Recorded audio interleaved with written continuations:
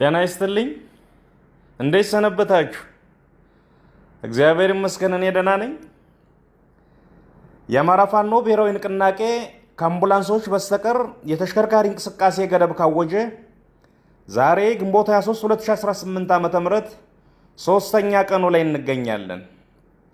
በየአቅጣጫው ያለ ህዝባችንና መላው የፋኖ ሰራዊት ይህንን መመሪያ አጠናክሮና ተጠናክሮ እንዲያስከብር ገና መልእክቴን ስጀምር አደራ ለማለት እወዳለሁ። ተስፋ የቆረጠው ዘርና ሀገር አጥፊ ጠላት ያዘጋጀው ምርጫ ይሉት ዕቃቃ ጨዋታ ለዓለም ይታይ ለታሪክ ይቀመጥ ዘንድ ድራማውን በመጸየፍና ከዚህ ጋር ተያይዞ በተለይ የድራማው ዕለት ጠላት ያቀደው ሽብር ህዝባችንን አደጋ ላይ እንዳይጥል የእንቅስቃሴ ገደቡ አስፈላጊ ነበር። አውጀነዋል። ሙሉ በሙሉ ተተግብሯል። እስከ መጨረሻውም ጥብቅ ክትትል ይደረግበታል። የምርጫ ካርድ አላወጣም ስላሉ ብቻ በአደባባይ የተገደሉና የተሰቀሉ ወገኖች በጣም ብዙ ናቸው። ለገበያ በሄዱበት እጃቸው ተይዞ ካርድ ተሰጠው አንዳች አሮጌ አቁማዳ ውስጥ እንዲጨምሩ ተደርጎ መረጣቸው የተባሉ ወገኖች በብዙ ሺዎች ናቸው። በዲሞክራሲና በምርጫ ስርዓት ታሪክ ውስጥ እንደዚህ አይነት ቅሌት በየትኛውም አህጉር ታይቶ አይታወቅም። እንደዚህ አይነት አሳፋሪ ነገር በመንግስታት ታሪክ ውስጥ አልተመዘገበም። የአብይ ዘመን የሰው ልጅ ሁሉ አይቷቸው የማያውቁ ነውሮቹና ጉዶች መገለጫ ዘመን ሆኗል።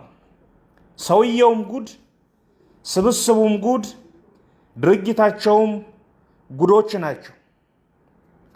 ቀን መቁጠር ካልሆነ በስተቀረ በካድሬጅ እየፈረመና ምልክት እያደረገ ኮሮጆ ሞልቶ ካስቀመጠ አንድ ወር አልፎታልና አይኑን በፍል ውሃ ታጥቦ አሸነፍኩ ማለቱ አይቀርም። ያም ሆኖ እንደ ህዝብ እስከ መጨረሻው እምቢተኝነታችን ማሳየት ይገባናል።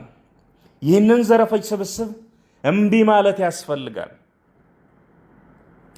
በእኛ በኩል በአንድ እጃችን የድርጅታችን መዋቅር እያስተካከልን በሌላ እጃችን ስትራቴጂካዊ የሆኑ ወታደራዊና ፖለቲካዊ ስራዎችን በጥልቅ አቅደናል።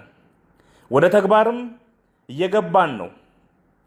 ግዙፍ የሆኑ ወታደራዊ ፖለቲካዊና ዲፕሎማሲያዊ ድሎችን እያስመዘገብን ነው።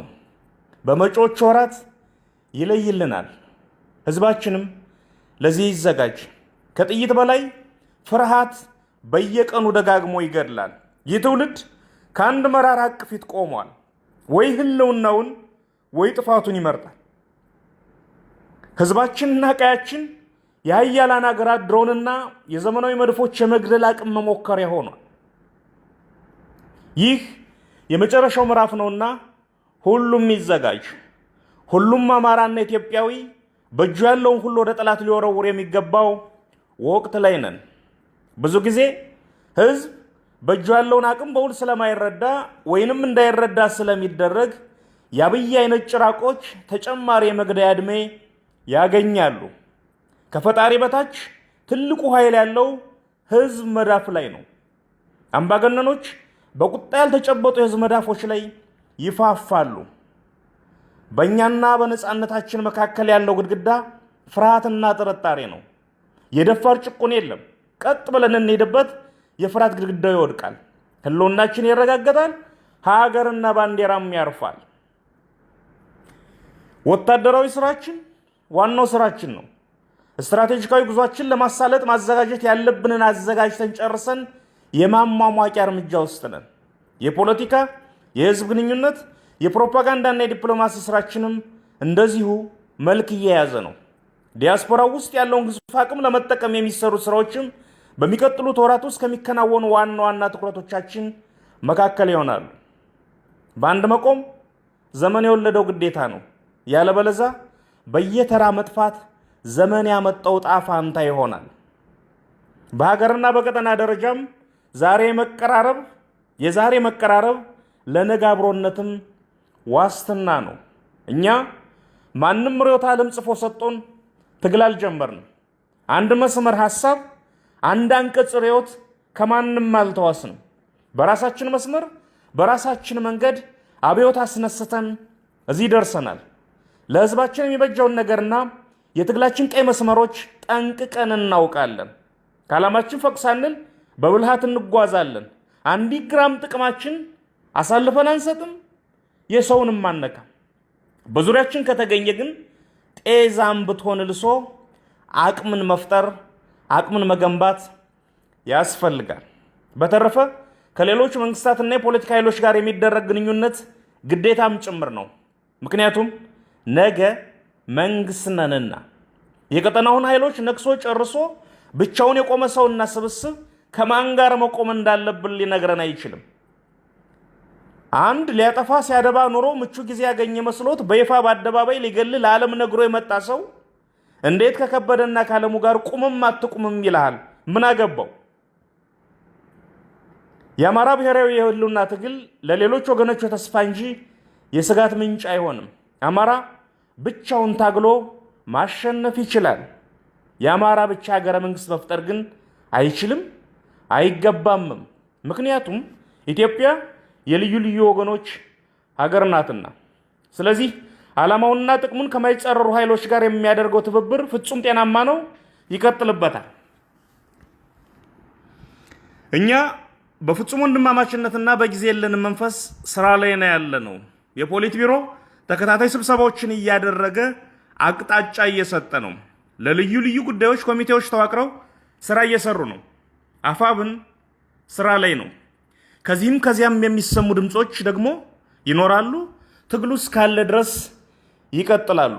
የሚጠቅሙትን እየወሰዱ የማይጠቅሙትን እየተውም በቁርጠኝነት እየታገሉና እያስተካከሉም መጓዝ የኛ ድርሻ ነው።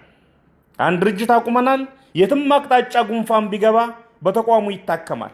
ጎንደር ታሞ ጤና የሚያድር አማራ የለም።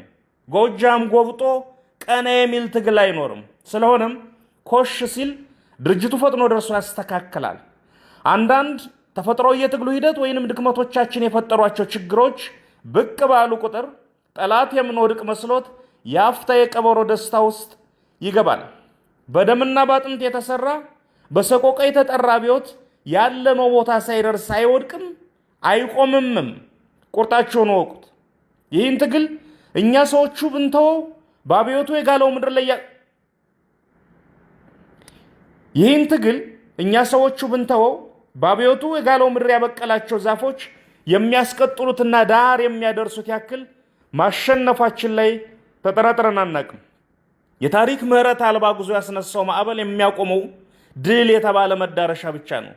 ችግሮች ይፈጠራሉ፣ ይፈታሉ፣ እንደገና ይፈጠራሉ፣ እንደገና ይፈታሉ፣ ይፈጠራሉ፣ አሁንም ይፈታሉ። በዚህ መልኩ ወደፊት ይጓዟል።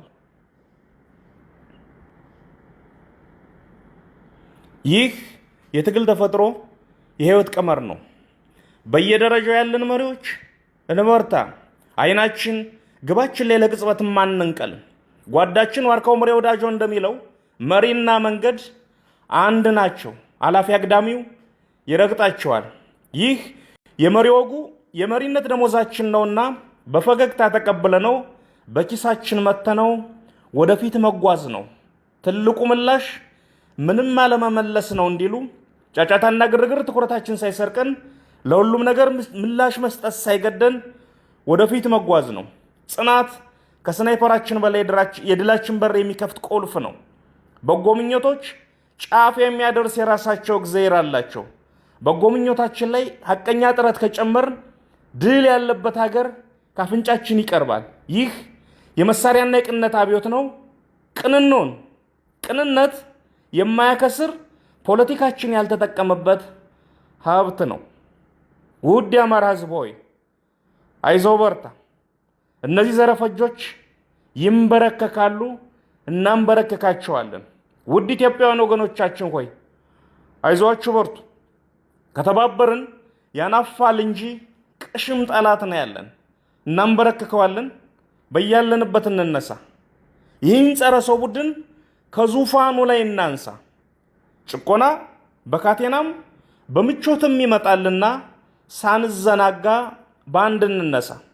ለሁሉም በሁሉም የሆነች በበጎ ታሪኳና ሴቶቿ ላይ የቆመች ነፃና ደስተኛ ምድር እንፍጠር። ዕጣ ፈንታችን እጃችን ላይ ነው ያለው። ሁሉም የራሱ ሙሴ ራሱ ነው። እንበርታ፣ እንነሳ፣ እምቢ እንበል። እምቢተኝነት ታንክ አልባ ውጊያ ነው። ስለዚህ በአንድም ቢንበል ድል ለአማራ ህዝብ፣ ክፋት ለማንም፣ በጎነት ለሁሉም። አዲስ ትውልድ፣ አዲስ አስተሳሰብ፣ አዲስ ተስፋ። ህልውናችን በተባበረ ክንዳችን። ሞት ለአብይ አህመድና ቡድኑ።